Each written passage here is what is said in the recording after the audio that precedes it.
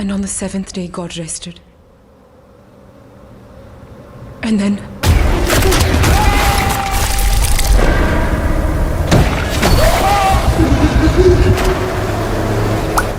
And then...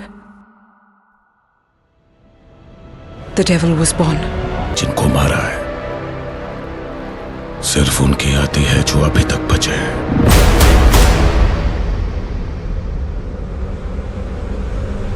भटकते हुए भी मेरे सपनों में मत आ जाना।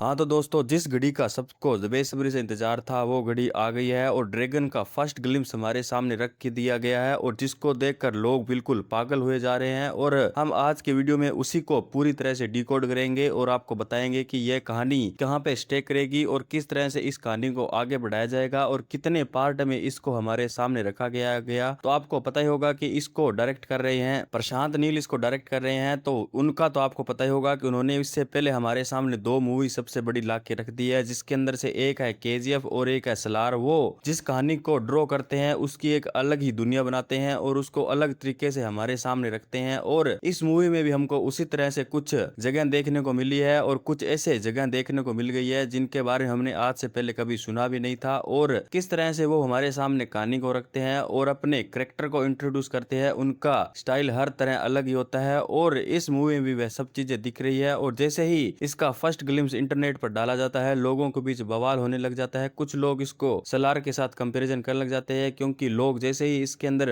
एनटीआर के लुक को देखते हैं वह बिल्कुल सलार में प्रभास के लुक के साथ उसको कंपैरिजन करने लग जाते हैं। उसकी डायलॉग डिलीवरी और उसके बोलने का तरीका भी लोग इसको कंपेयर कर रहे हैं। हम इसके अंदर ये भी बात करेंगे कि क्या उनका लुक सच में उसके जैसा दिखाई दे रहा है या नहीं, इसके बारे में बात करेंगे। पर पहले हम बात कर लेते हैं इसके ग्लिम्स के बारे में कि क्या इसके अंदर हमको दिखाया गया है और ये कहानी कहां पर स्टे करेगी। जैसे ही ट्रेलर की स्टार्ट होती है हमको बताया जाता है कि हमारे देश पर अंग्रेजों ने 250 साल तक राज किया था। उन्होंने सिर्फ रोटी कपड़ा और लोहे और सोने के लिए हमारे ऊपर राज नहीं किया था, वह यहाँ पर रुके थे 250 सालों के लिए सिर्फ एक चीज के लिए। और उसका रीजन बताया जाता है हीरोइन मतलब अफीम के पौधे को, कि लोगों ने किस तरह से उसके ऊपर कब्जा किया और उसको हमारे सामने ला के रखा गया था। उसके 2 मेन केंद्र दिखाए जाते हैं, एक अफगान और एक गोल्डन ट्रायंगल, मतलब उसी जगह पर वह चीजें सबसे ज्यादा होती थी। और उसके बाद हमको यह बताया जाता है कि 1947 तक ब्रिटिश जब तक यहाँ पर थे उन्होंने 95% तक उस चीज को कंट्रोल किया। पर जैसे ही वह यहाँ से गए वह उन चीजों को यहाँ पर छोड़ के तो चले गए, पर जैसे ही उन्होंने अपना कंट्रोल इससे हटाया लोगों के बीच दरारें आने लग गई। और जो 2 जगह पर सबसे ज्यादा ये चीज होती थी वो अलग अलग 2 कंपनियों में बढ़ जाती है, एक अफगान ट्रेडिंग कंपनी एंड दूसरी गोल्डन ट्रेडिंग कंपनी। उन दोनों के बीच होने लग जाती है लड़ाइयां। उसके बाद हमें इंट्रोड्यूस किया जाता है कि जब उनके बीच लड़ाई हो रही थी तो वहां पर कौन कौन से विलन पनपे थे और किस तरह से उन्होंने उसके ऊपर राज किया था। सबसे पहले हमको दिखाया जाता है अफगान ट्रेडिंग कंपनी मतलब एटीसी के सभी विलन्स को, जो 7 किरदारों में हमको दिखाए गए हैं। सबसे पहले हमको दिखाया जाते हैं दादा सरकार जो इन सब के बॉस होते हैं। उसके बाद हमको दिखाए जाते हैं सुजोय सरकार जो इनके सेकंड कमांड होते हैं। उसके बाद बॉबी सरकार जो वजीर होता है एटीसी का। उसके बाद हमें राव को दिखाया जाता है जिसको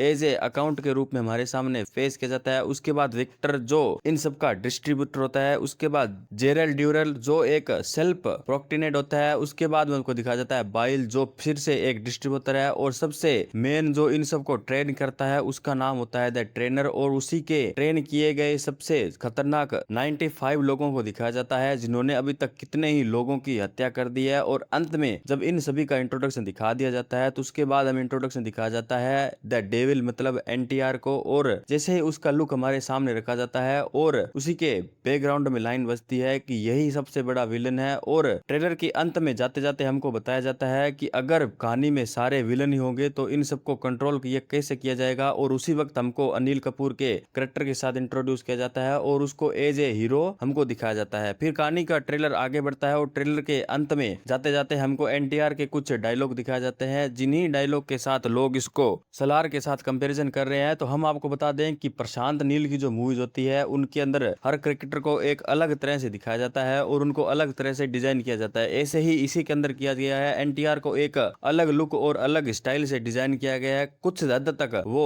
सलार के प्रभास के कैरेक्टर से इंस्पायर लगता है, पर आप जैसे ही उसकी बातों और उसके हाल भाव को देखेंगे आपको पता लग जाएगा कि प्रशांत नील इसके अंदर क्या पकाना चाहते हैं। इसके कम से कम 2 से 3 पार्ट हमको देखने को मिल सकते हैं और हर किसी की कहानी हमको अलग तरीके से दिखाई जाएगी, क्योंकि अगर किसी मूवी में 7 विलन होंगे तो उसको मारने के लिए भी टाइम चाहिए, और अगर किसी के विलन को इंट्रोड्यूस करने के लिए अगर हमारे सामने 4 मिनट का ग्लिम्स रखा गया है तो आप सोच सकते हो कि किस तरह से इस मूवी को हमारे सामने प्रोड्यूस किया जाएगा और किस तरह से उसको हमारे सामने रखा जाएगा। और अगर और बात करें इसके ग्लिम्स के बारे में तो यह एक पॉजिटिव साइन देता है। कुछ जगह पर हमको पता चल जाता है कि प्रशांत नील की प्रोड्यूसर के प्रोड्यूस करने का तरीका एक अलग ही है, और अगर उनकी मूवी को हम देखने जा रहे हैं तो हमको एक पूरा अपना माइंड अलग तरीके से देखना पड़ेगा, क्योंकि जब भी हम उनकी मूवी को देखते हैं हम एक अलग दुनिया में चले जाते हैं और हमें उस दुनिया से कनेक्ट होना पड़ता है। अगर हम उस दुनिया से कनेक्ट नहीं होंगे तो हम उनकी मूवीज को बिल्कुल भी समझ नहीं पाएंगे। बाकी क्या आपने इस क्लिप्स को देख लिया है, ये आप कैसे लगा? अभी हम बात कर लेते हैं JR NTR कैरेक्टर के बारे में। तो उनको इसके अंदर एक सबसे मेन विलन के रूप में दिखाया गया है, जो इन सबको अंत में जाके कंट्रोल करेगा। हो सकता है कि ये बिल्कुल KGF की तरह ही हमारे सामने रखा जाए। बाकी आपको क्या लगता है अपनी राय कमेंट बॉक्स में दीजिएगा। अगर आपको वीडियो पसंद आए तो वीडियो को लाइक करो। ऐसे वीडियो देखने के